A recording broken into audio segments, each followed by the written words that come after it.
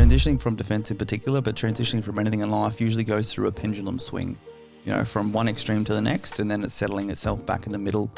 And too often we focus immediately on looking for a new purpose, a new something to do, which we immediately throw our identity into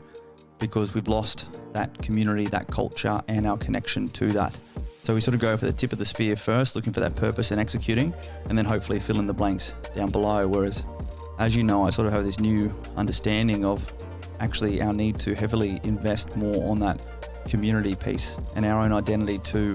a new community. Because once we're surrounded by that daily engagement, that daily mental fitness, that daily support to problem solving and personal issues and everything else, then once you actually gain confidence in your own identity within that community, purpose will appear left, right and centre.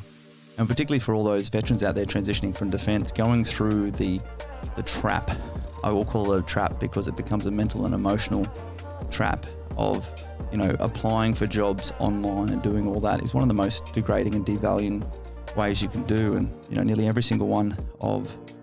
my employment opportunities or projects or so many others, and that the ones that come from true success come from conversations with people and connection with people. And so many veterans out there are able to actually jump into any job or any purpose. It's actually just having some confidence in your own patience to await and really identify the correct one, and not just focus on things for financial gain, but really focus on those that are going to be sustainable to supporting your identity, your community, and appreciating that transitioning from defence is transitioning from a life, not an employment. And to expect a job outside of the military to replace all of those extrinsic values and intrinsic motivations that come from a life of service is unrealistic. And there's just a little bit of preparation beforehand, and realising that you can actually take your foot off the accelerator a little bit and need to, because the rest of the world outside of the defence is not geared to keep up with as fast as you can move, and you're just going to get frustrated when it doesn't.